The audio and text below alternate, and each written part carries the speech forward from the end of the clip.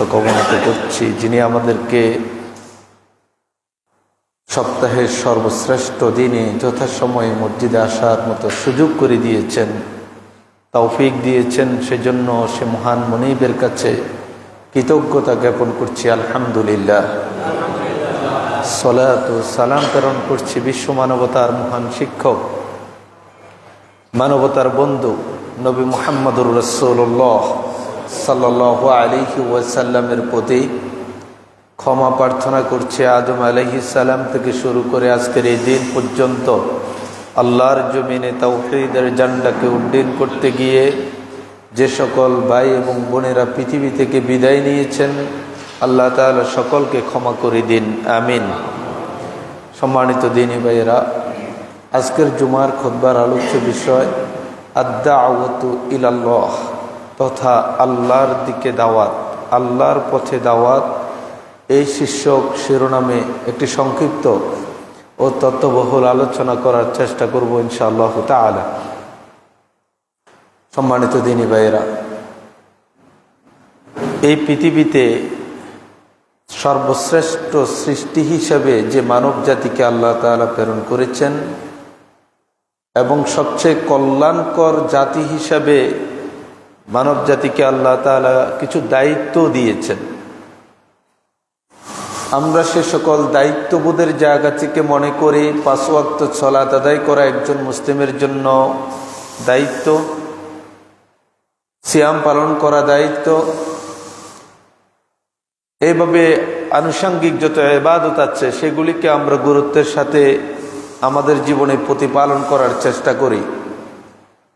আমরা যারাই 5 ওয়াক্ত সালাত আদায় করি, সিয়াম পালন করি, পিতামাতার খেদমত সেবা শুশ্রূষা করার চেষ্টা করি, আমাদের মধ্যে সবচেয়ে এমন একটি ইবাদত, এমন একটি গুরুত্বপূর্ণ বিধান অনেকাংশেই অবহেলিত থাকে, সেটি হলো আল্লাহর পথে দাওয়াত, আল্লাহর দিকে মানুষকে ডাকা। এটি সলাতের মতো একটি ফরজ ইবাদত, সিয়ামের মতোই আরেকটি ইবাদত। প্রেক্ষাপটের আলোকে কখনো কখনো এটি ফরজে আইনে পরিণত হয়। আপনাকে আল্লাহর পথে দাওয়াত দেওয়া সলাতের মতো ফরজে আইনের পর্যায়ে চলে যায়। অথচ এই ইবাদতটুকু ব্যাপারে আমরা অনেকে খেয়াল করি না।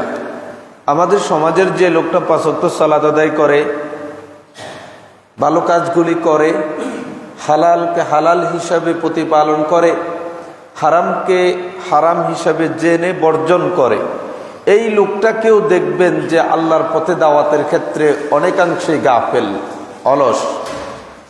আমরা সমাজের ওই লোকটাকে সবচেয়ে ভালো মানুষ মনে করি, যে লোকটা ঘর থেকে বের হয়ে মসজিদে আসে নিচের দিকে তাকিয়ে হেঁটে হেঁটে, আবার মসজিদ থেকে বেরিয়ে যখন বাসায় ফিরে যায় রাস্তায় ডান বাম কোনো দিকে সে তাকায় না, নিচের দিকে তাকিয়ে সে আবার বাসায় ফিরে যায়। অনুরূপভাবে রাস্তায় চলার সময় যে লোকটা তার ডানে কি হচ্ছে বামে কি হচ্ছে সামনে পিছনে কোনো কিছুই দেখার প্রয়োজন অনুভব করে না, একেবারে নিচের দিকে তাকিয়েই তার পথ চলা শুরু করে এবং শেষ করে, এই লোকগুলিকে আমরা সবচেয়ে ভালো মানুষ বলে থাকি। যদি ব্যাপারটা এমন হয় এরাই সবচেয়ে ভালো মানুষ, তাহলে আল্লাহর জমিনে যত খারাপ কাজ হচ্ছে সে সকল খারাপ এবং অন্যায়ের প্রতিবাদে, খারাপ এবং অশ্লীল কাজগুলিকে প্রতিরোধ করার জন্য কারা ভূমিকা পালন করবে? বোঝা গেল যারা এই সকল কর্মকাণ্ডগুলি এড়িয়ে চলতে চায়, সমাজের যে জঞ্জা বিক্ষুব্ধ কর্মকাণ্ড, অশ্লীল, অন্যায়, অনাচার, বেবিচার, লুটতরাজ, জুলুম, নিপীড়ন, এগুলি দেখেও না দেখার মতো বান করে চলে, এবং ওই লোকটাকেই আমরা সবচেয়ে আল্লাহর ওলি মনে করি। আরেকটু সহজ ভাষায় বললে, ধরেন আমরা সবচেয়ে বুজুর্গ সৎ লোক আল্লাহর ওলি ওই মানুষগুলিকেই বলে থাকি যারা খুব স্বাভাবিক জীবনযাপন করে, যাকে অজু করার জন্য 3-4 জনে দড়িনে, তার জন্য অজুর পরে কয়েকজন দাঁড়িয়ে থাকে, একজন পানি ঢেলে দেয়, আরেকজনে রুমাল হাতে নিয়ে দাঁড়িয়ে থাকে, আরেকজনে অজু শেষে তাকে মুছে দেওয়ার জন্য পানি মোছার ব্যবস্থা করে, আর 2-4 জন তাকে ওযু শেষে 2 হাত ধরে তাকে আবার গন্তব্যে নিয়ে আসে। এই লোকগুলিকে আমরা সবচেয়ে আল্লাহর ওলি এবং বুজুর্গ মনে করি। প্রিয় ভাইয়েরা, আমার খুব জানার ইচ্ছা যে লোকটা ওযু করার জন্য এতজন লোক লাগলো, এত মানুষের প্রয়োজন এবং সহযোগিতার অনুভব করলো, অথবা এতজন মানুষ তার পিছনে শ্রম দিল, স্বেচ্ছায় হোক অথবা নিয়মের কারণে হোক, ওই ব্যক্তির ওযু কতক্ষণ থাকবে সেটাও আমার কাছে একটু সন্দেহ লাগে। ইসলাম এতটা দুর্বল জাতির জন্য আসেনি। আল্লাহ সুবহানাহু ওয়া তাআলা তিনি নিজে এক প্রচন্ড শক্তিধর, তার সৃষ্টিকুলকেও প্রচন্ড শক্তিধর করে সৃষ্টি করেছেন। আল্লাহর জমিনে ন্যায়কে ন্যায় বলে প্রতিষ্ঠা করা, অন্যায়কে অন্যায় বলে প্রতিবাদ করা, প্রতিহতের জন্য রুখে দাঁড়ানো, এটাও হচ্ছে মানবতার জন্য ফরজ সালাতের মতো একটি গুরুত্বপূর্ণ ফরজ ইবাদত। অথচ আমরা একদিকে আল্লাহর ইবাদত বললে সালাত, সিয়াম, যাকাতকে যেভাবে গুরুত্ব দিয়ে থাকি, আর অপরদিকে আদ-দাওয়াতু ইলাল্লাহ, আল্লাহর দিকে মানুষকে ডাকবো, সৎ কাজের আদেশ করব, অসৎ কাজ থেকে মানুষকে বাধা দিব, নাসিহা করব, পরিবার পরিজন থেকে শুরু করে সমাজ রাষ্ট্রের যেখানেই কোনো অন্যায় দেখব সেগুলি নিয়ে কথা বলবো, সাধ্য থাকলে সেগুলি মূলোৎপাটনের জন্য চেষ্টা করব, সাধ্য না থাকলে অন্তর থেকে সেগুলিকে ঘৃণা করব। কিন্তু সেই লক্ষ্যে আমাদের কোনো ভূমিকা থাকে না। আমরা মনে করি এটা আমাদের কাজ না। আমার আপনার কাজ হলো শুধু মসজিদে আসবো, নামাজ পড়বো, পড়াবো আর আল্লাহ বিল্লাহ করব। আমার চেয়ে বুজুর্গ মানুষ দুনিয়াতে আর কেউ নেই। আপনার মনে রাখা উচিত, যদি ব্যাপারটা এমন হতো তাহলে বিশ্বনবী মুহাম্মদুর রাসূলুল্লাহ সাল্লাল্লাহু আলাইহি ওয়াসাল্লামকে মক্কা থেকে মদিনা যাওয়া লাগতো না। বদরের মতো এই বিশাল হক এবং বাতিলের যুদ্ধ সংগঠিত হওয়ার প্রয়োজন হতো না। উহুদের ময়দানে রাসূল সাল্লাল্লাহু আলাইহি ওয়াসাল্লামের রক্ত ঝরানোর কোনো প্রয়োজন হতো না। বোঝা গেল শুধুমাত্র সালাত, সিয়াম, যাকাত যেমনি ভাবে আল্লাহর পক্ষ থেকে ফরজ ইবাদত, পাশাপাশি মানুষকে আল্লাহর দিকে ডাকা, অন্যায় কাজ থেকে বিরত রাখা, ভালো কাজের দিকে আহ্বান করা, এটাও একটা গুরুত্বপূর্ণ ফরজ ইবাদত। প্রিয় ভাইয়েরা, তাহলে আমরা বুঝলাম কোরআনুল কারীমের এই আল্লাহর দিকে মানুষকে ডাকা প্রসঙ্গে কথা বলতে গিয়ে আদ-দাওয়াতু ইলাল্লাহ, আল্লাহর দিকে ডাকা, নসিহা করা, তাবলীগ করা, জিহাদ করা, ইকামতে দ্বীন করা, অনুরূপভাবে আল আমরু বিল মারুফ, সৎ কাজের আদেশ করা, ওয়ান নাহি আনিল মুনকার, অন্যায় কাজ থেকে বিরত রাখা, এই সব কিছুকে অন্তর্ভুক্ত করে আদ-দাওয়াতু ইলাল্লাহ।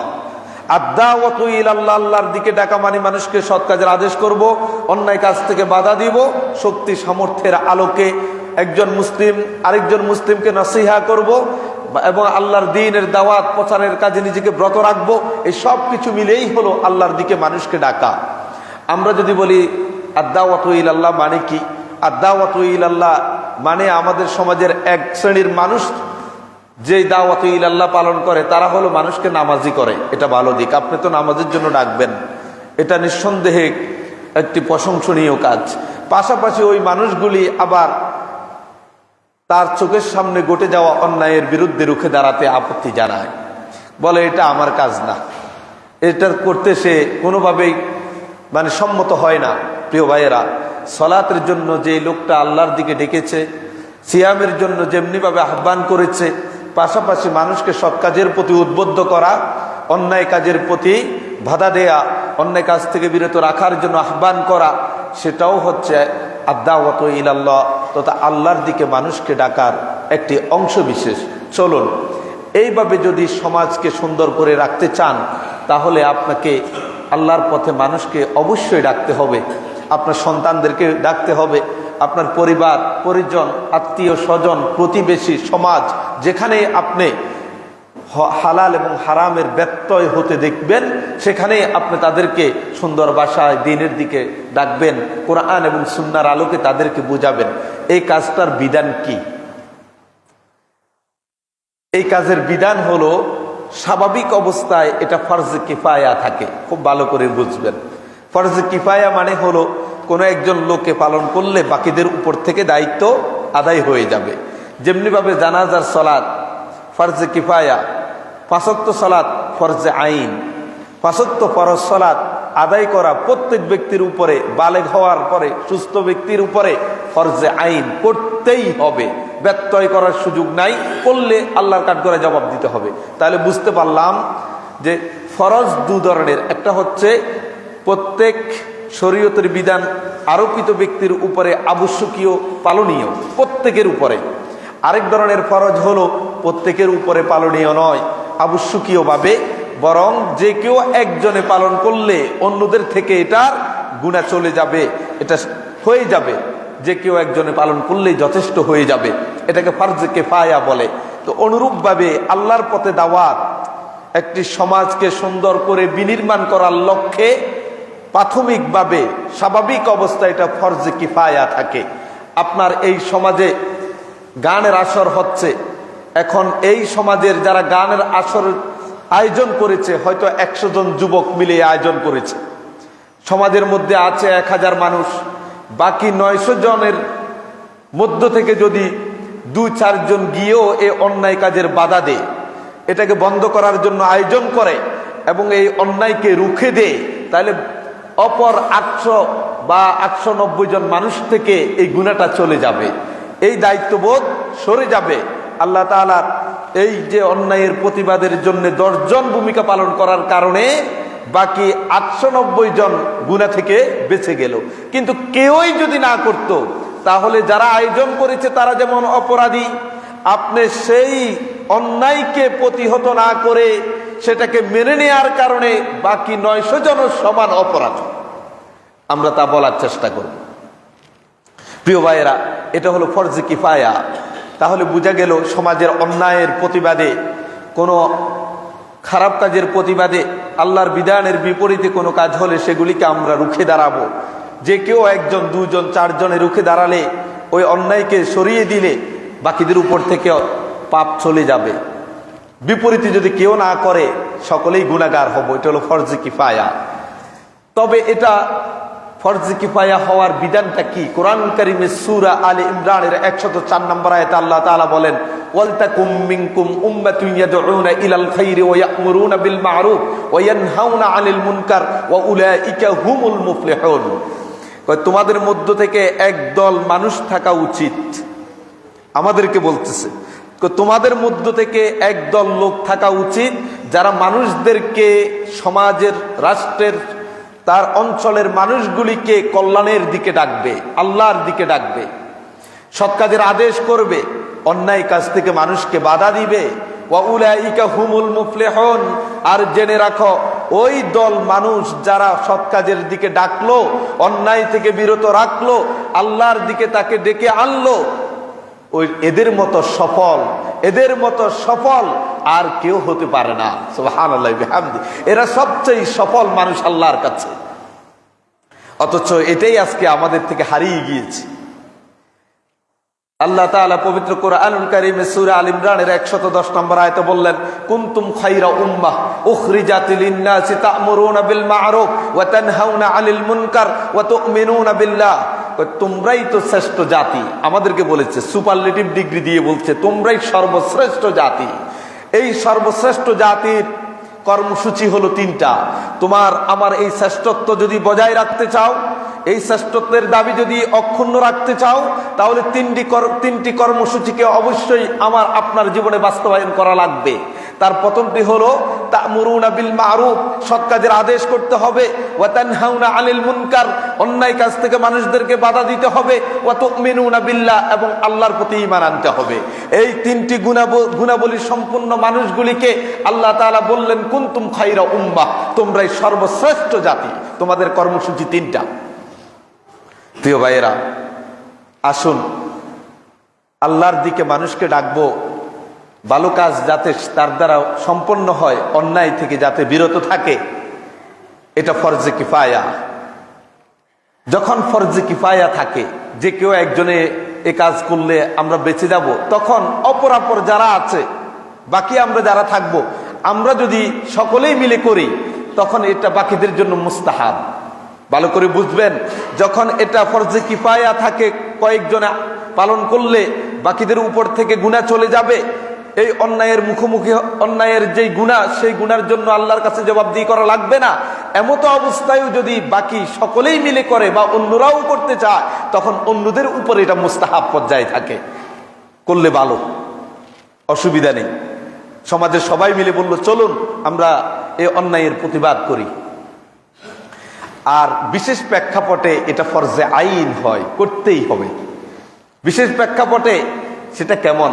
দায়িত্বশীল পর্যায়ে যদি থাকে, এই অঞ্চলের মেয়র যিনি, মেম্বার যিনি, কাউন্সিলর যিনি, এরপরে যারা আরো উপরে উপরে পদে সমাসীন রয়েছেন, প্রত্যেক দায়িত্বশীল ব্যক্তির অধীনস্থ যারা রয়েছে তাদেরকে সৎ কাজের প্রতি আদেশ করা, অন্যায় থেকে তাকে বারণ করা, এটা ওই দায়িত্বশীলের উপরে ফরজে আইন, তাকে করতেই হবে, করতেই হবে।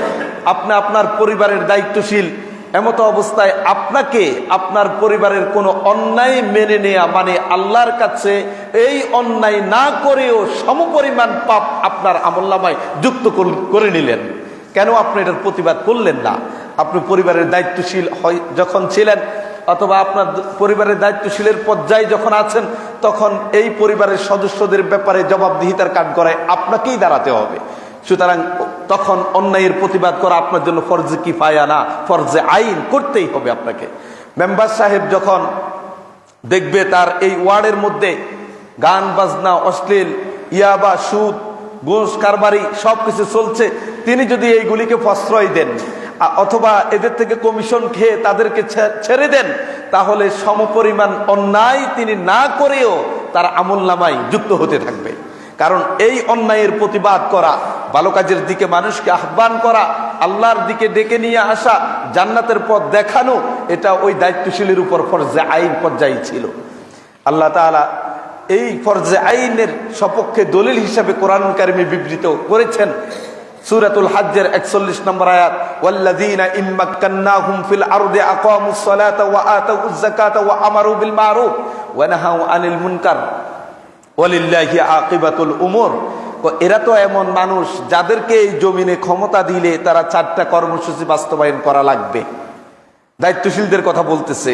কোন দায়িত্বশীলদেরকে যদি কোনো মানুষের নেতা হিসেবে নির্বাচন করে, তখন ওই দায়িত্বশীলের প্রথম কর্মসূচি হলো আল্লাহর এই জমিনে সলাত কায়েম করা। নিজে সলাত আদায় করে না, আপনাকে কিসের কায়েম করাবে? দ্বিতীয় কর্মসূচি তার জন্য ওয়া আতাউজ যাকাত, যাকাত আদায় করা।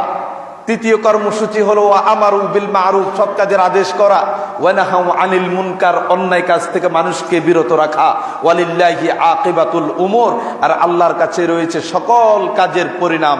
আপনি কি করছেন দায়িত্বশীল হয়ে, আল্লাহ তাআলা তা ভালো করে জানেন।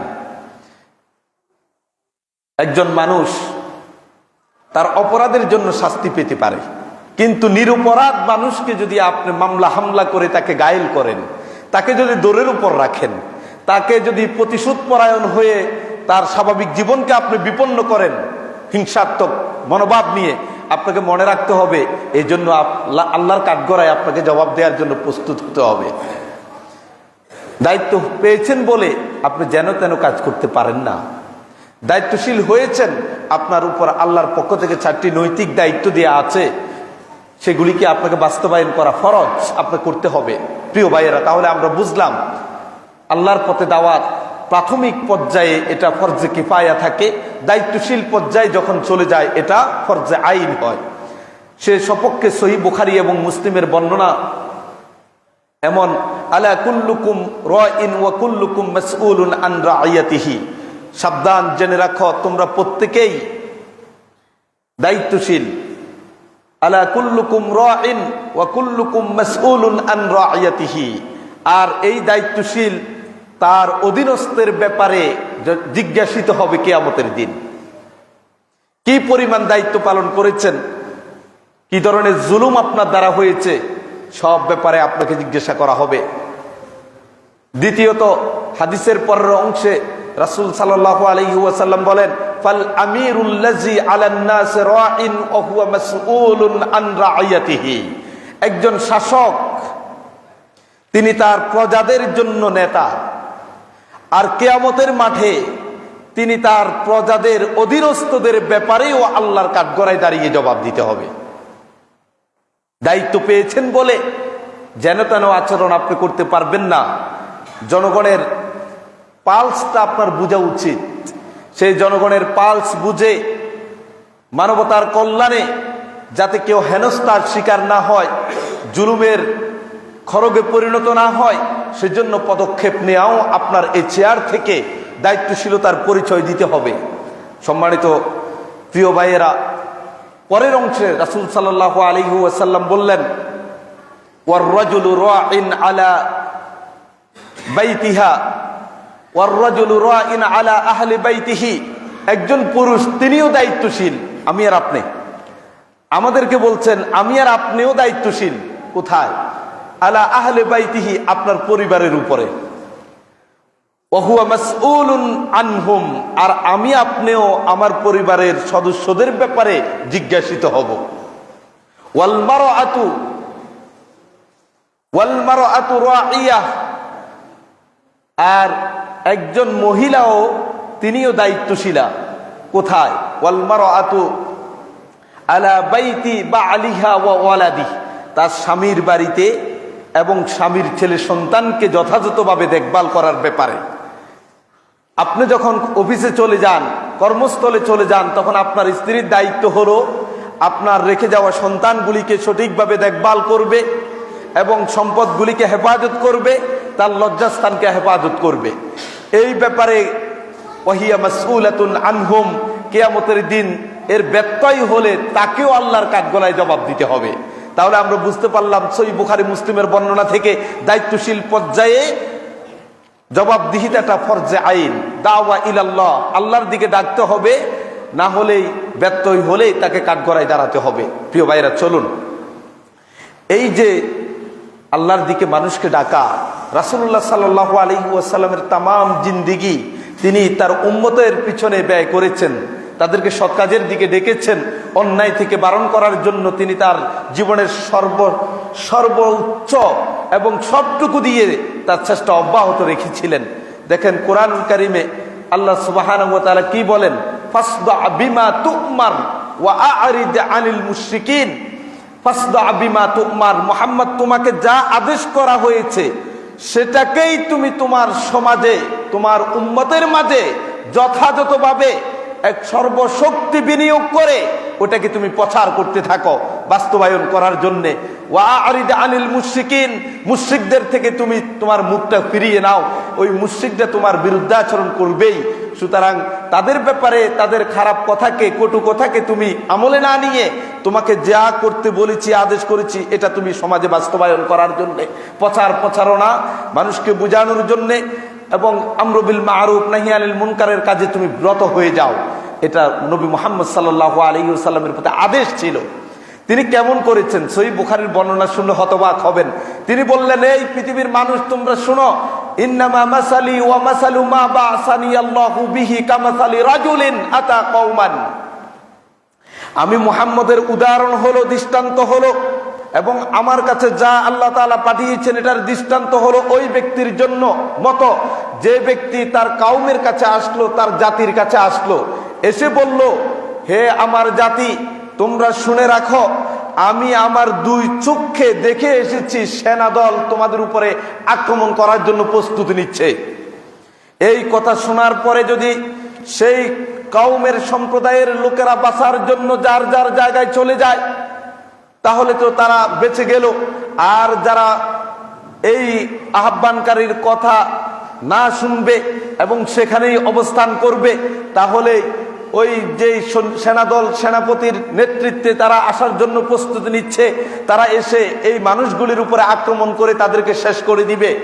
রাসূল সাল্লাল্লাহু আলাইহি ওয়াসাল্লাম তিনি বললেন, আনান নাযীরুল উরিয়ান ফান্নাজা, আনান নাযীরুল উরিয়ান ফান্নাজা, আমি তোমাদের জন্য হচ্ছি সতর্ককারী, নগ্ন সতর্ককারী। ফান্নাজা, তোমরা বেঁচে থাকো। নগ্ন সতর্ককারী মানে কি? মানে আমার সতর্ক করার ক্ষেত্রে আমার এক সর্বশক্তি দিয়ে তোমাদেরকে বুঝাতে চাচ্ছি, তোমরা বেঁচে থাকো, জাহান্নাম থেকে বেঁচে থাকো, জান্নাতের দিকে ফিরে আসো। যদি আমার কথা তোমরা না শোনো, সুনিশ্চিত তোমরা জাহান্নামে যাবে। আর যদি আমার কথা তোমরা শুনে নাও, তাহলে সুনিশ্চিত তোমরা জান্নাতে যাবে। এই কথা রাসূল সাল্লাল্লাহু আলাইহি ওয়াসাল্লাম বললেন যে ওই লোকের মতো যে তার কওমের লোকদেরকে বলল তোমাদেরকে শত্রু অতি সহসাই আক্রমণ করবে, তারা তার কথা শুনে যদি আশ্রয় চলে যায় তারা বেঁচে যাবে, আর যদি আশ্রয় না যায় তারা ধ্বংস হবে।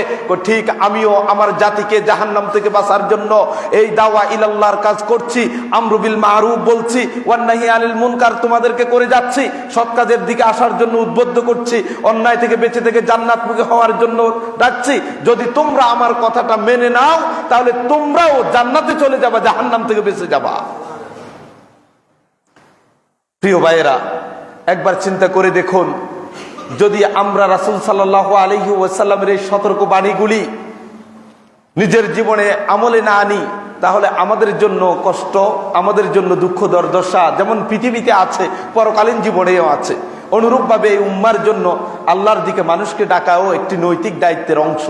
দেখুন, আল্লাহর দিকে মানুষকে ডাকবেন, আপনার পাশের মানুষ, কত মানুষ সালাত আদায় করে না, অন্যায় করছে, পাপ কাজে যুক্ত আছে, ইয়াবা খায়, ঘুষ খায়, সুদি কারবার করে, নেশাজাত দ্রব্য সেবন করে, সিগারেট খায়, সালাতের সময় হলে গান বাজনা শুনতেই থাকে, সালাত আদায় করে না। আপনি দেখেও না দেখার বান করে মসজিদে ঠিকই আপনি আসলেন, আপনি কি একবারও তাকে আনার জন্য চেষ্টা করেছেন? একবারও কি তাকে বলেছেন? একবারও কি তাকে জান্নাতের সংবাদ তাকে দিয়েছেন? জাহান্নামের ব্যাপারে তাকে সতর্ক করেছেন? আপনি ভাবছেন আমার কি ঠেকা পড়েছে নিজের খেয়ে এর জন্য এত শ্রম দেয়া? আপনি যদি জানতেন এই কাজের ফজিলত কতটুকু, যেটা নবী মুহাম্মদ সাল্লাল্লাহু আলাইহি ওয়াসাল্লাম করেছিলেন, আপনাকে সে ফজিলতটা শোনাই। তার আগে একটা উদাহরণ শুনুন। আপনার আমার এলাকায় ইন্স্যুরেন্স কোম্পানি আছে না? আছে। আমরা যখন ছাত্র জীবনে ছিলাম দেখেছি ডেস্টিনি, যুবক, এই কোম্পানিগুলিকেও আমরা দেখেছি। তারা যখনই শুনতো যে অমুক বাড়িতে এক লোক বিদেশ গিয়েছে, তার অনেক টাকা পয়সা আছে, সেই ডেস্টিনির যুবক বা ইন্স্যুরেন্স কোম্পানির লাইফ ইন্স্যুরেন্স তাদের লোকেরা এসে বসে থাকতো, বিশেষ করে মহিলাদেরকে টার্গেট করতো, স্বামী বিদেশ টার্গেট করে তাকে বুঝাতো, অনেকভাবে বুঝাতো, যদি আপনি আমাদের এখানে যুক্ত হন 5 বছর মেয়াদে, 10 বছর মেয়াদে, তাহলে এই পরিমাণ পাবেন, মাঝখানে যদি মারাও যান তাহলে যত টাকার জন্য ইন্স্যুরেন্স করছেন সব টাকা পেয়ে যাবেন, কোনো কারণে যদি ক্ষতিগ্রস্ত হন, অ্যাক্সিডেন্ট হন, তাহলে সেটার জন্য আপনার যে সেবা শুশ্রূষার খরচ সব পেয়ে যাবেন, এরকম করে অনেক বুঝায়। তো মহিলারা প্রথম বলে, তাকে বিশ্বাস করতে চায় না, তাকে তাড়িয়ে দেয়। কিন্তু ওই লোকটা কিন্তু এই যে তাড়িয়ে দিল, তার সাথে দুর্ব্যবহার করলো, সে নিজের খেয়ে আসছে, কিন্তু সে আপনার খায় নাই, ওই মহিলারও কিছু খায় নাই, সে এরপরও আসছে তাকে বোঝানোর জন্য।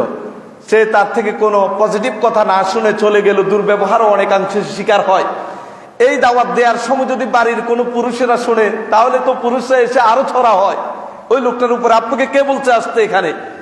কিন্তু দেখবেন এই লোকটা প্রথম দিন চলে যাবে আপনার সাথে দুর্ব্যবহার শিকার হওয়ার পরেও সে কিন্তু তার এই পথ থেকে সরে যায় নাই, পরের দিন আবার আসে, পরের সপ্তাহ আবার আসে, আবার বুঝায়, তার এই বুঝানো অব্যাহত থাকে, পরের সপ্তাহ আবার আসে, আবারও বুঝায়, পরের সপ্তাহ আবারও আসে, আবারও বুঝায়। আচ্ছা বলেন তো, এই লোকটা একবার, দুবার, তিনবার দুর্ব্যবহার খেয়েছে, গালিগালাজ শুনেছে, তাকে তাড়িয়ে দিয়েছে, নিজের পকেটের টাকা খরচ করে আপনার বাড়িতে বারবার এসে তাকে বুঝাচ্ছে, তার কি শরীরে কোনো রক্ত মাংস নাই নাকি?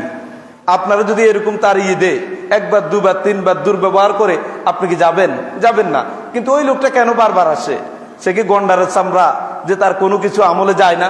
না, সেও আপনার আমার মতো রক্ত মাংসে গড়া মানুষ, কিন্তু তার জেহেনের মধ্যে, মস্তিষ্কে একটা জিনিস আছে যে আমি তো একটা ব্যবসা করতে চাচ্ছি, এই ব্যবসায় কোনোভাবে যদি তাকে ইনিয়ে বিনিয়ে বুঝিয়ে নিতে পারি আর আমার এই ইন্স্যুরেন্সের একজন সদস্য বানাই ফেলতে পারি, তাহলে তো এখান থেকে একটা কমিশন আমার পকেটে আসবে।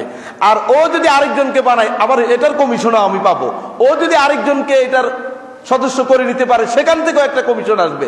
তার মানে বুঝছে ওই ইন্স্যুরেন্স কোম্পানির যেই লোকটা, সে ভালো করে জানে যদি কোনোভাবে একবার বুঝেই ফেলতে পারি, তাহলে কিন্তু আমার এটা একেবারে সদকা জারিয়ার মতো শুধু পকেটে টাকা আসতে থাকবে, কষ্ট করলাম একবার আর টাকা চলতে থাকবে অবিরাম ভাবে, নিরবিচ্ছিন্ন ভাবে আসতে থাকবে। তাহলে সে তো ঠিকই তার এই ব্যবসা ভালো বুঝলো। তাহলে আপনি দেখেন, যারা আল্লাহর পথে দাওয়াত দেয় তারাও কিন্তু আল্লাহর সাথে একটা ব্যবসা করতে চায়। এটা একটা ব্যবসা, আপনি এই ব্যবসাটা বুঝলেন না, কোনো টাকা লাগে না, কোনো দুর্ব্যবহার খাওয়া লাগবে না।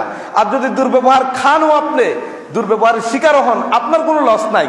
কারণ আল্লাহর সাথে ব্যবসার ক্ষেত্রে কোনো ক্ষতিগ্রস্ত হওয়ার ন্যূনতম কোনো সম্ভাবনা নাই।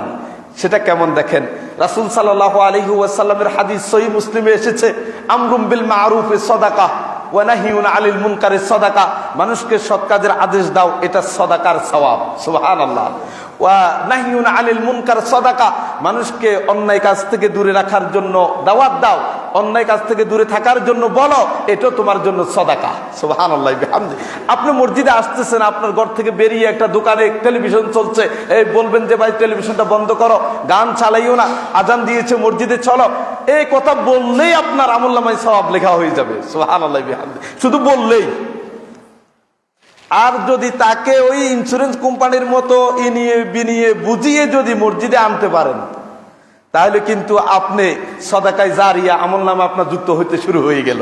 সুবহানাল্লাহ বিহামদি। কেমনে দেখেন, রাসূল সাল্লাল্লাহু আলাইহি ওয়াসাল্লামের হাদিস সহিহ মুসলিমের বর্ণনা, তিনি বলেন, মান দাআ ইলা হুদান, যে ব্যক্তি কোনো মানুষকে হেদায়েতের দিকে ডাকে, জান্নাতের দিকে ডাকে, ভালো কাজের দিকে আহ্বান করে, কানা লাহু মিসলু আজরিন, ওই ব্যক্তির জন্য রয়েছে অনুরূপ প্রতিদান, সওয়াব।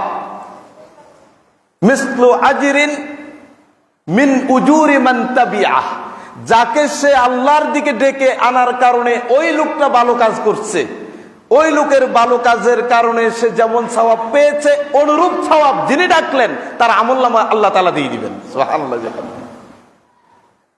এরপরে এখানেই শেষ। রাসূল সাল্লাল্লাহু আলাইহি সাল্লাম বলতেছেন, লা ইয়ানকুসু যালিকা মিন উজুরিহিম শাইআ, এই যে লোকটা ডেকে আপনাকে মসজিদে নিয়ে আসলো, আনার কারণে সে সালাত আদায় করে সওয়াব পেল, ঠিক সমপরিমাণ সওয়াব আল্লাহ তাআলা আপনার আমলনামায় দিল। যে সালাত আদায় করছে তার সওয়াব থেকে এক পরিমাণও, এক বিন্দু পরিমাণও কমানো হবে না। সুবহানাল্লাহ বিহামদি। তাহলে দেখেন, আপনি শুধু তাকে ডেকে আনলেন আর সালাত আদায় করলো, সে তো সওয়াব পেলই, আপনিও সমপরিমাণ সওয়াব পেয়ে গেলেন। মাল্টি লেভেল কোম্পানির মতো, দেখছেন? অনুরূপ ভাবে ও যদি আরেকজনকে ডাকে, তাহলে ওই ব্যক্তির যা আমল করবে তার সওয়াব তিনি পাবেন, আর ঠিক সমপরিমাণ সওয়াব আপনি প্রথম ব্যক্তি ডাকার কারণে আপনার আমলনামায় যুক্ত হয়ে যাবে। সুবহানাল্লাহ বিহামদি। কি ব্যবসা! তাহলে আসুন না আমরা এই ব্যবসা করি। বিপরীতে রাসূল সাল্লাল্লাহু আলাইহি ওয়াসাল্লাম কি বলল?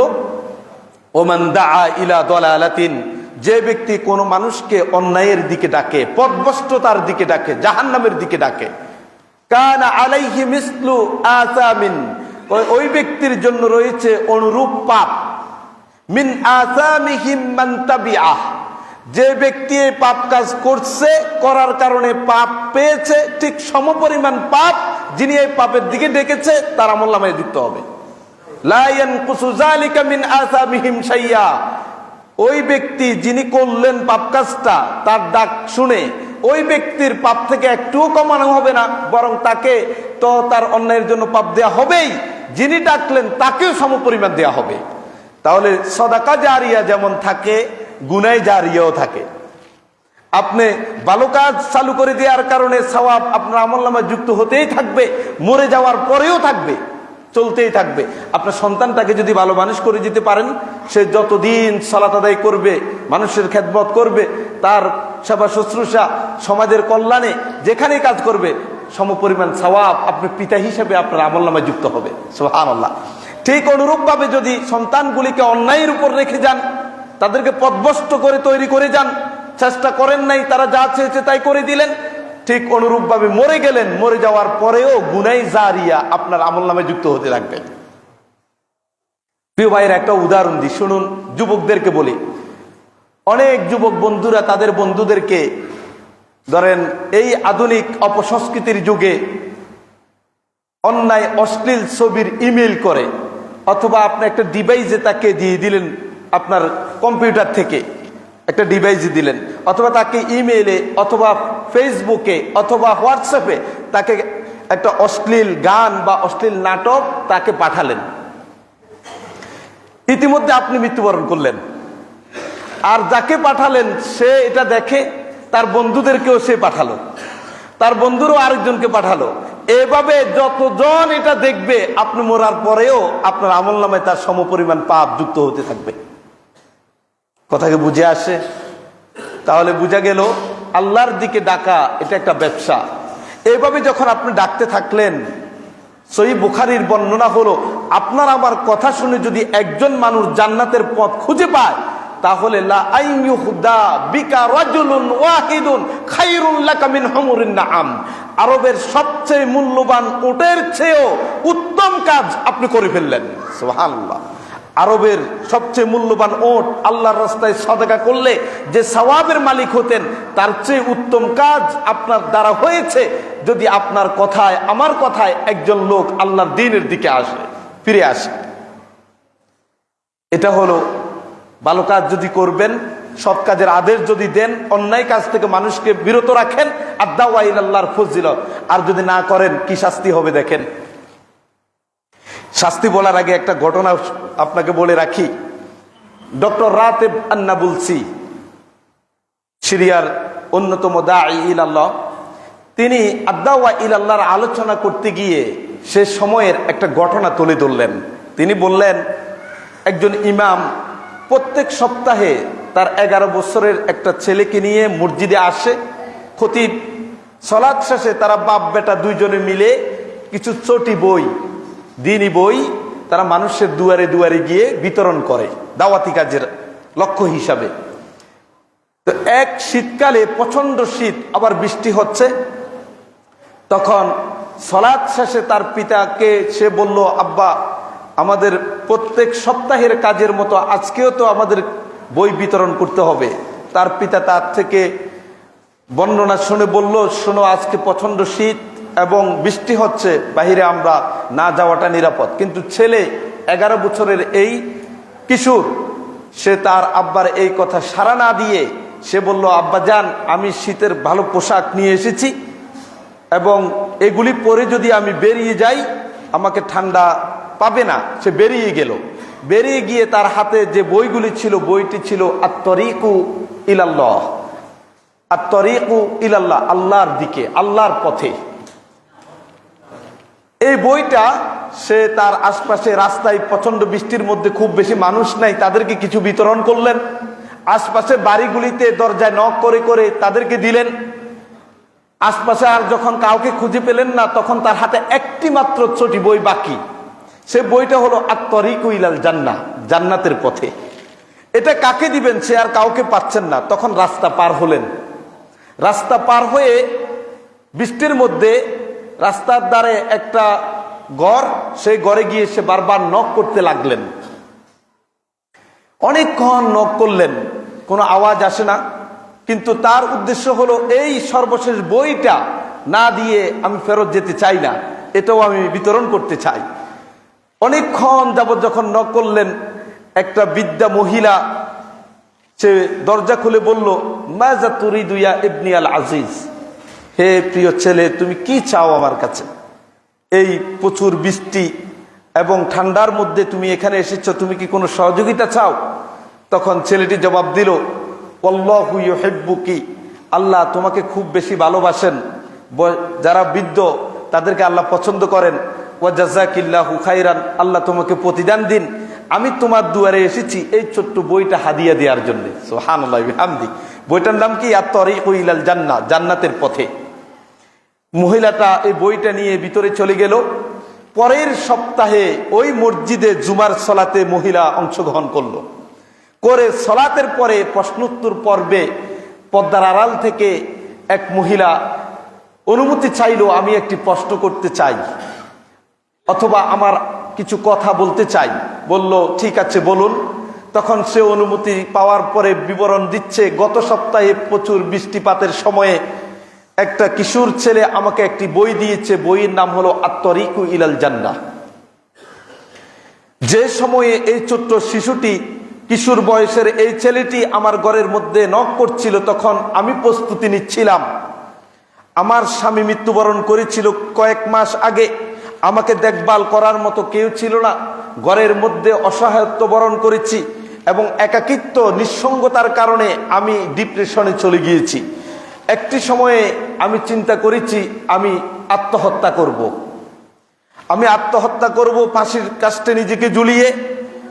সেই সিদ্ধান্তের মতো আমি, এই ছেলেটা যখন দরজা নক করছিল তখন আমার ঘরের মেঝে চৌকির উপরে আরেকটা চেয়ার দিয়ে উপরের যেই পিলার আছে পিলারের মধ্যে আমি রশি বাঁধছিলাম। রশি বেঁধে ওই রশির মধ্যে আমি ঝুলে আত্মহত্যা করব। আমি একজন অমুসলিম। সে সময়ে বারবার যখন নক করছিল এক পর্যায়ে ভেবেছিলাম হয়তোবা কিছু সময় নক করে ছেলেটা চলে যাবে, কিন্তু আবার চিন্তা করলাম কে এমন লোক যে আমার ঘরে এই যাবৎকালে কাউকে দেখিনি নক করতে, আজকে হঠাৎ এসে বারবার নক করছে, একবার নয় দুবার নয়, অনবরত সেই আঘাত করে যাচ্ছে। শেষ পর্যন্ত আমি আমার ওই চেয়ারের উপর থেকে যেই রশি বাঁধার জন্য দাঁড়িয়েছি সেটাকে ওই অবস্থায় রেখে নিচে নেমে এসে দরজা খুলে দিলাম। দরজা খুলে ওই শিশুর সাথে কথা বললাম। কথা বলে সে আমাকে একটি বই দিল। ওই বইটি হাতে পেয়ে আমি তার আদ্যপান্তে পড়েছি সুবহানাল্লাহ বিহামদি। যেই মহিলা আত্মহত্যার জন্য রশি ঝুলাচ্ছিল, যে মহিলার স্বামী কয়েক মাস আগে মৃত্যুবরণ করেছে, নিঃসঙ্গতার কারণে তার জীবনের প্রতি অতিষ্ঠ হয়ে পৃথিবী থেকে চলে যাওয়ার জন্য সিদ্ধান্ত নিয়েছে, এমন একটি মহিলার কাছে আল্লাহর পক্ষ থেকে এই 11 বছরের ছোট্ট বয়সের শিশুটা বা কিশোরটা সেখানে গিয়ে একটা চটি বই, ছোট্ট একটা বই দিল, যে বইয়ের নাম আত-তরিকু ইলাল জান্নাহ। ওই বইটা পড়ার পরে তার ভিতরে দুমড়ে মুচড়ে গেল। সাথে সাথে সে সিদ্ধান্ত থেকে বেরিয়ে আসলো সে আত্মহত্যা করবে না, এবং ওই দিনে মসজিদে এসে সে কালিমায়ে শাহাদাতের সাক্ষ্য দিল, আশহাদু আল্লা ইলাহা ইল্লাল্লাহ ওয়া আশহাদু আন্না মুহাম্মাদার রাসূলুল্লাহ। প্রিয় ভাই, চিন্তা করুন সমাজের কত অসহায় মানুষ রয়েছে যারা তার নিজের জীবনের প্রতি বিতৃষ্ণ হয়েছে, পাপ করতে করতে যারা পাপের সাগরে হাবুডুবু খাচ্ছে। এই অসহায় অতিষ্ঠ মানুষ যারা জীবনকে এই পৃথিবী থেকে চলে যাওয়া নিরাপদ মনে করছে, এই ধরনের মানুষের কাছে যদি আপনার পক্ষ থেকে আল্লাহ আল্লাহ রাসূলের কিছু কথা, ভালো কথা পৌঁছাতে পারেন, আপনার এই কথার কারণে যদি সে ফিরে আসে, আপনি বিশ্বাস করেন লা আইয়ুহদা বিকা রাজুলুন ওয়াহিদ খায়রুল লাকা মিন হুমুরিন নাআম। আরবের ওই লাল উটকে আল্লাহর রাস্তায় সাদকা করলে যে সওয়াব, তার চেয়ে বহুগুণ বেশি সওয়াবের কাজ আল্লাহ তাআলা আপনার আমলনামায় দিয়ে দিবেন। কি করছেন? টাকা লাগে নাই তো? যে একটা ভালো কথা বলেন না, চোখ বন্ধ করে হাঁটেন কেমনে রাস্তায়? চারপাশে অন্যায় দেখলে রুখে দাঁড়ান, বুঝানোর চেষ্টা করুন। কিন্তু দুঃখজনক হলো আমরা দাওয়াতি কাজ করতে গিয়ে শত্রু বানাই। এমন ভাবে বলি, একবার দুবার তিনবার বলার পরে এরপরে চিন্তা করি, যা তোকে আর কত বলবো, তুই আমার সামনে থেকে চলে যা, আমার কাছে কোনোদিন আসবি না। মানে তাকে দিবেন আল্লাহর পথে দাওয়াত, সালাতের জন্য, হালালকে গ্রহণ করার জন্য, হারামকে বর্জনের জন্য। আপনি একবার দুবার তিনবারে বিরক্ত, এক পর্যায়ে ঘর থেকে বের করে দিচ্ছেন, তুই আর আসবি না আমার এখানে। মানে দাওয়াতি কাজ করতে গিয়ে কি বানালেন? কি শত্রু? প্রিয় ভাইয়েরা, এটা না। আমরা সে প্রসঙ্গে সময় পেলে আপনাকে বলবো, এই দাওয়াতি কাজ যদি আমি না করি, আমার চারপাশে ঘটে যাওয়া এই অন্যায়ের বিরুদ্ধে যদি রুখে না দাঁড়াই, তাহলে কি শাস্তি পাবেন? 4টি শাস্তি আপনার আমার উপর আল্লাহর পক্ষ থেকে আসবে। 1, আযাব আসবে সকলের উপরে। অন্যায় করছে কতিপয় লোক, আপনি রুখে দাঁড়ালেন না, সমাজের কেউই রুখে দাঁড়ালো না। মনে করুন এখানে দরজায় ঢুকার সময় দেখলেন একেবারে একটা ছেলের পায়খানা, দুর্গন্ধে হাঁটা যাচ্ছে না। মসজিদে প্রায় 100 মানুষ আসলেন, প্রত্যেকেই ঢুকার সময় নাক ধরে ধরে ঢুকলেন। ইমাম সাহেবও নাক ধরে ঢুকলো, খতিব সাহেবও নাক ধরে ঢুকলো, মুসল্লিরাও ঢুকলো। কেউই চেষ্টা করলো না যে এই ময়লাটুকু, এই রাস্তা মসজিদের সামনে থেকে দূরে সরিয়ে দেওয়ার জন্য। প্রত্যেকে নাক ধরে কি করলাম? ঢুকলাম। ঢুকে ইমাম সাহেব যদি সালাতের প্রতি দোয়া করে যে আল্লাহ, মসজিদের সামনে অনেকগুলি ময়লা পড়ে আছে, তুমি এটাকে সরিয়ে দেওয়ার ব্যবস্থা করো, এটা কি সরে যাবে? এটা কি দোয়ার কাম? হ্যাঁ, দোয়ার তো একটা গুরুত্ব ফজিলত আছে, কিন্তু এই জায়গায় ময়লা বা অন্যায় দূর করা কি দোয়ার কাম এটা? নাকি তার শক্তির আলোকে আপনি রুখে দাঁড়াতে হবে, সিদ্ধান্ত নিতে হবে? আপনার দায়িত্ব হলো যে এই এলাকার মেম্বার সাহেবকে, এই মহল্লার ওয়ার্ডের দায়িত্বশীলকে, তাকে আপনি নক করবেন যে আমার মসজিদের সামনে ময়লা পড়ে আছে, তখন তিনি তার ময়লার গাড়িকে খবর দিবে, তুমি সেটা নিয়ে যাও। এটা না হলো ময়লা দূর করার ব্যবস্থা। কিন্তু আপনি কি করলেন? না দেখার বান করে চলে আসলেন, আর নাক ধরে আপনিও ঢুকলেন, খতিব সাহেব ঢুকলো, ইমাম সাহেব ঢুকলো, সবাই ঢুকলো, আর মসজিদে বসে বসে দোয়া করতেছেন যে আল্লাহ, দরজার সামনে অনেক ময়লা আছে, এটাকে দূর করে দাও। সারাদিন দোয়া করলে কি এই ময়লা যাবে? রাসূল সাল্লাল্লাহু আলাইহি ওয়াসাল্লাম কি বললেন? মান রাআ মিনকুম মুনকারান ফালিয়ুগাইয়িরু, তোমরা যদি তোমাদের মধ্য থেকে কেউ অন্যায় করতেছে যদি দেখো, অপরাধ করছে দেখো, ফালিয়ুগাইয়িরুহু বিয়াদি, এটাকে তোমার হাত দিয়ে, শক্তি দিয়ে এটাকে তুমি দূর করার চেষ্টা করো। দূর করতে হবে যদি শক্তি থাকে। ফা ইন লাম ইয়াস্তাতি ফা বিলিসানি, যদি আপনার শক্তি না থাকে, ক্ষমতা না থাকে, তাহলে আপনি কিছু কথা বলেন এর ব্যাপারে, যে এটা করা দরকার, এটা করা দরকার, আমার শক্তি বা পাওয়ার না থাকার কারণে তো আমি করতে পারছি না। আপনি কথা বলুন এটার বিরুদ্ধে, জনমত তৈরি করুন। আর যদি সেটাও না থাকে, ফাইল্লাম ইয়াস্তাতি ফাবিকলবি, যদি সেটাও না থাকে, বললে আপনার উপর আক্রমণ হওয়ার সম্ভাবনা আছে, তাহলে আপনি মনে মনে পরিকল্পনা করেন এটাকে কিভাবে দূর করা যায়, অন্যায়কে কিভাবে রুখে দেওয়া যায়, সে পরিকল্পনা করেন। রাসূল বললেন ওয়াযালিকা আদআফুল ঈমান, এটা হলো সবচেয়ে দুর্বল ঈমানের লক্ষণ। এটা হলো দুর্বল ঈমানের লক্ষণ। আপনাকে হয় নিজ হাত দিয়ে, শক্তি দিয়ে এটাকে রুখে দিতে হবে, আর যদি এটা না পারি আমরা, তাহলে কথা বলতে হবে, জনমত তৈরি করতে হবে। আর যদি সেটাও না পারি, অন্তর দিয়ে পরিকল্পনা করবে। বসে বসে শুধু ঘৃণা করবেন আর দোয়া করবেন এটা বলে নাই, যে পরিকল্পনা করবেন কিভাবে এটাকে দূর করা যায়। আমার তো ক্ষমতা নাই, শক্তি নাই, বললে আমি কোনো হামলার মুখোমুখি হতে পারি, তাহলে যাদের ক্ষমতা আছে, শক্তি আছে, এদের মাধ্যমে কিভাবে করা যায়, বন্ধুদেরকে নিয়ে পরিকল্পনা করে এটাকে দূর করার জন্য ব্যবস্থা করতে হবে। এটাই রাসূলুল্লাহর পক্ষ থেকে আদেশ। প্রিয় ভাইরা, যদি না করি শাস্তি কয়টা? 4টা। আল্লাহর আযাব আসবে সকলের উপরে। দেখেন রাসূল সাল্লাল্লাহু আলাইহি সাল্লাম কি বলে, সহিহ সুনানে তিরমিজিতে এসেছে, ইন্নান নাসা ইযা রাআউল মুনকার লা ইউগাইয়িরুনা আওশাকাল্লাহু আন ইয়াউম্মাহুম বিইকাবিহি। যদি কোনো মানুষ অন্যায়, অপরাধ, খারাপ কাজ দেখে, তার ক্ষমতা আছে, শক্তি আছে এটাকে দূর করার, পরিবর্তন করার, তারপরও করে নাই, তোমরা মনে রাখতে পারো, তোমরা ধরে নিতে পারো যে আল্লাহ রাব্বুল আলামিনের পক্ষ থেকে সকলের উপরে আযাব আসতেছে। আজকে যে আযাবের মুখোমুখি হই আমরা, আমাদের সমাজে চারপাশে ঘটে যাওয়া এই অন্যায় অপরাধের বিরুদ্ধে আমরা কেউই কথা বলতে চাই না। কথা বললে আমি মনে করি আমার চাকরি চলে যাবে, আপনি মনে করেন আমার এলাকা থেকে মামলা দিয়ে আমাকে দূরে সরিয়ে দেয়া হবে, আরেকজন মনে করে আমার বাড়িঘরকে গুটিয়ে দেয়া হবে। এই চিন্তা থেকে যার যার জায়গায় কেউই আমরা অন্যায়ের বিপরীতে অবস্থান নিই না। প্রিয় ভাইয়েরা, এভাবে কেউ না কেউ যদি দায়িত্ব পালন না করি, তাহলে আযাব যখন আসবে সকলের উপরেই আসবে। দ্বিতীয় শাস্তি হলো, এই যে আমরা একই সমাজে বসবাস করি, একজনের প্রতি একজনের, অপরজনের আল্লাহ তাআলা শত্রুতা তৈরি করে দিবেন, ভালোবাসাকে দূর করে দিবেন। শত্রুতা সৃষ্টি হবে অন্যায় কাজের বিরুদ্ধে রুখে না দাঁড়ালে, সৎ কাজের আদেশ না দিলে। দেখেন রাসূল সাল্লাল্লাহু আলাইহি ওয়াসাল্লাম কি বলে, কাল্লা ওয়াল্লাহি লা তা'মুরুন্না বিল মা'রুফ ওয়া লা তানহাউন্না 'আনিল মুনকার ওয়া লা তা'খুযুন্না 'আলা ইয়াদাইজ যালিম ওয়া লা তা'তুরুন্নাকু 'আলাল হাক্কি আতরা ওয়া লা তাকসুরুন্নাকু 'আলাল হাক্কি কাসরা আও লা ইয়াদরিবান্নাল্লাহু বিকুলুবি বা'দিকুম 'আলা বা'দ সুম্মা লা ইয়াল'আনান্নাকুম কামা লা'আনাহুম। আল্লাহর কসম, অবশ্যই তোমাদের দায়িত্ব হলো সৎ কাজের আদেশ দিবে। যে ছেলেটা আপনার সামনে দিয়ে জিন্সের প্যান্ট পরে একটা মেয়েকে হাত ধরে নিয়ে যাচ্ছে, আপনি জানেন এই সমাজের ছেলেটা বিয়ে করে নাই, এটা কোনো বিনদেশী মহিলা, অপরিচিত মেয়ে তাকে নিয়ে চলে যাচ্ছে, আপনি কেমনে চোখ বন্ধ করে রাস্তার পাশ দিয়ে চলে আসেন? আপনার যে শক্তি থাকে তাকে বলেন, এটা কোথায় নিয়ে যাস? দেখবেন অন্যায়ের বিরুদ্ধে যখন আপনি দাঁড়িয়ে যাবেন, আপনাকে সমর্থন দেওয়ার মতো আরেক দল লোক দাঁড়িয়ে যাবে। কিন্তু কেউই তো প্রথমে এই উদ্যোগটুকু আমরা গ্রহণ করি না। অন্যায়ের বিপরীতে অবস্থান নিতে হবে। রাসূল সাল্লাল্লাহু আলাইহি সাল্লাম বলেন, অবশ্যই তোমাদেরকে সৎ কাজের আদেশ দিতে হবে, অন্যায় কাজ থেকে মানুষকে বিরত রাখতে হবে এবং জালেমের হাত চেপে ধরতে হবে। জালেম জুলুম করতেছে, শক্তি আছে তাকে ধরেন, জুলুম করতে পারবি না, ধরে ফেলতে হবে। এবং কেউ যদি সত্য থেকে দূরে সরে যায়, তাকে সত্যের উপরে টেনে টেনে ফিরে আসতে বাধ্য করতে হবে এবং সত্যের উপরে অটল থাকার জন্য তাকে বাধ্য করতে হবে। ন্যায়ের বিরুদ্ধে, ইনসাফ বহির্ভূত থাকার তার কোনো সুযোগ নাই। সমাজের মানুষদের এই দায়িত্বগুলি রয়েছে। যদি না করি তাহলে কি হবে? পালাইয়াদ্রিবান্নাল্লাহু বিকুলুবি বা'দিকুম আলা বা'দ, আল্লাহ তাআলা আমাদের অন্তরগুলির মধ্যে একজনের প্রতি আরেকজনের শত্রুতা তৈরি করে দিবেন।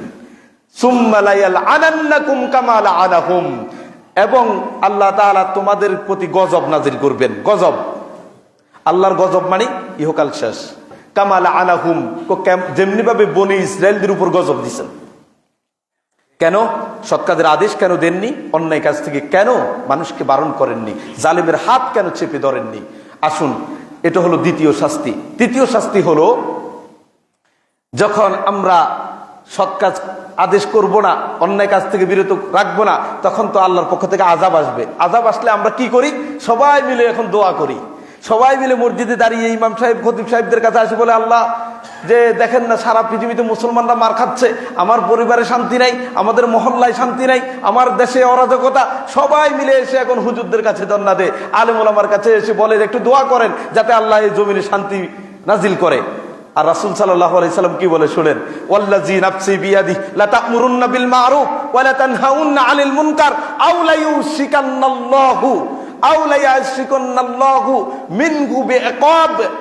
আল্লাহ তাআলা নবী মুহাম্মদ সাল্লাল্লাহু আলাইহি ওয়াসাল্লামের মাধ্যমে জানাচ্ছেন, সেই সত্তার শপথ করে বলছি যার হাতে আমি মুহাম্মদ সাল্লাল্লাহু আলাইহি ওয়াসাল্লামের প্রাণ, অবশ্যই তোমরা সৎ কাজের আদেশ করবে, অন্যায় কাজ থেকে মানুষকে বাধা দিবে, অন্যথায় আল্লাহ রাব্বুল আলামিনের পক্ষ থেকে তোমাদের উপরে আযাব আসার জন্য অপেক্ষা থাকো। যখন আযাব আসবে তখন সবাই মিলে কি করব? সুম্মা তাদউনা, তোমরা সবাই মিলে তার কাছে দোয়া করবা, ফালা ইউস্তাজাবু লাকুম, তোমাদের দোয়া কবুল করা হবে না, দোয়া কবুল হবে না। 4 নম্বর শাস্তি।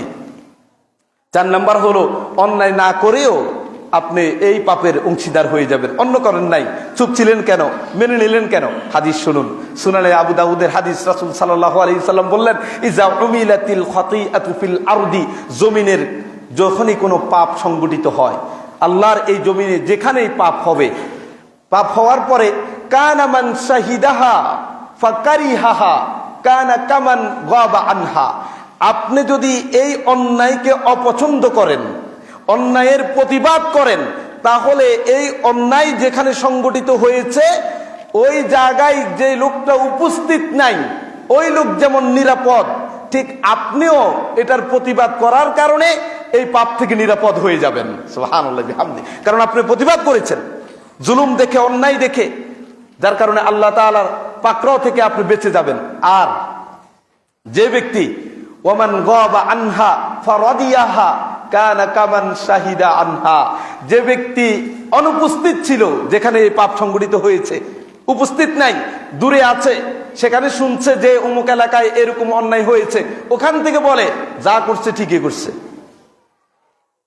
যা হয়েছে অন্যায় এটা সে ভুল করে নাই, এটা ঠিক মতো করছে। এইভাবে তুমি সমর্থন দেওয়ার কারণে অন্যায়ের প্রতি, যেখানে অন্যায় সংগঠিত হয়েছে সেখানে না থেকেও আপনি কি হয়ে গেলেন? পাপের অংশীদার হয়ে গেলেন। সুতরাং আসুন এই 4টি শাস্তির মুখোমুখি হওয়া লাগবে যদি আমরা কারো প্রতি সৎ কাজের আদেশ, অন্যায় কাজ থেকে মানুষদেরকে যদি বিরত না রাখি। আজকের সমাজ, এই গুণে ধরা সমাজ, যেদিকে তাকায় সময়ের পরিবর্তনে ক্ষমতার পালাবদল হয়, কিন্তু কেউই সাধারণ মানুষের কল্যাণে কাজ করে না। আপনাকে মাথায় রাখতে হবে, এই খেটে খাওয়া মানুষ, বাংলার এই ভূখণ্ডের অধিকাংশ মানুষ হ্যান্ড টু মাউথ, দিনে আনি দিনে খাওয়ার মতো। যদি একদিন কাজ না করে, অনেক মানুষ আছে তার আর পরের দিন খাবার জুটে না। সুতরাং এই খেটে খাওয়া মানুষ, আপমর মানুষের জন্য কেউই চিন্তা করে না। সুতরাং আমরা আমাদের প্রত্যেকের জায়গা থেকে যেখানে অন্যায়, যেখানে অপরাধ, যেখানে জুলুম, তার বিপরীতে আমরা অবস্থান নিব এবং রুখে দাঁড়ানোর চেষ্টা করব। আল্লাহ তাআলা আমাদের সকলকে তৌফিক দান করুন, সবাই বলে আমিন। যদি তা না করতে পারি তাহলে শাস্তি মোকাবেলা তো করার শক্তি আমাদের নাই। আল্লাহর পক্ষ থেকে শাস্তির মুখোমুখি হওয়ার জন্য প্রস্তুতি নেন, এবং সে শাস্তি আসলে আর বাঁচারও কোনো উপায় থাকবে না। আল্লাহ তাআলা আমাদের সকলকে আল্লাহ সৎ কাজের আদেশ, অন্যায় কাজ থেকে বিরত রেখে আল্লাহর দ্বীনের দিকে মানুষকে ডাকার জন্য আমাদেরকে তৌফিক দান করুন, আমিন। বিশেষ করে আমাদের যুবকদেরকে বলি, তোমরা নিজেরাই সালাত আদায় করো, আল্লাহর দিকে ফিরে আসো। একটি সুন্দর সমাজ গঠনে তোমাদের ভূমিকা অনেক। তোমাদের যে শক্তি দিয়েছে, এই শক্তি একদিন থাকবে না। এই শরীরের সৌন্দর্যতা, লাবণ্যতা, তোমার এই চাকচিক্যতা একদিন হারিয়ে যাবে। ওই সময়ে যদি তুমি ভালো থাকতে চাও, তাহলে তোমার শক্তি যখন আছে তখন আল্লাহর পথে তুমি ফিরে আসো এবং আল্লাহর দ্বীনের পথে তুমি তোমার জীবনকে উৎসর্গ করো। বিশ্বাস করো, যে মেয়েটা, যে ছেলেটা যৌবনকালে তার যৌবনের হেফাজত করেনি, আল্লাহর দ্বীনের পথে তার জীবন চালায়নি, বার্ধক্য জীবনে তার কষ্টের কি পরিমাণ, তার তুলনায় ওই যুবক যে যৌবনে আল্লাহর দ্বীনের উপরে ছিল, বার্ধক্যে তার জীবন কতটা সুন্দর, একবার তোমার সমাজের চারদিকে দিকে তাকিয়ে দেখো। সুতরাং বার্ধক্যে বা পরকালীন জীবনে যদি আমরা ভালো থাকতে চাই, কষ্টের সময় যাতে আমরা সুখ অনুভব করতে চাই, তাহলে আসুন আমরা নিজেরাই দিন প্রতিপালন করি এবং পরস্পরকে দিনের দিকে আসার জন্য আমরা উদ্বুদ্ধ করি। আল্লাহ তাআলা আমাদেরকে তৌফিক দান করুন, আমিন। সুবহানাকাল্লাহুম্মা ওয়া বিহামদিক আশহাদু আল্লা ইলাহা ইল্লা আনতা আস্তাগফিরুকা ওয়া আতুবু ইলাইক।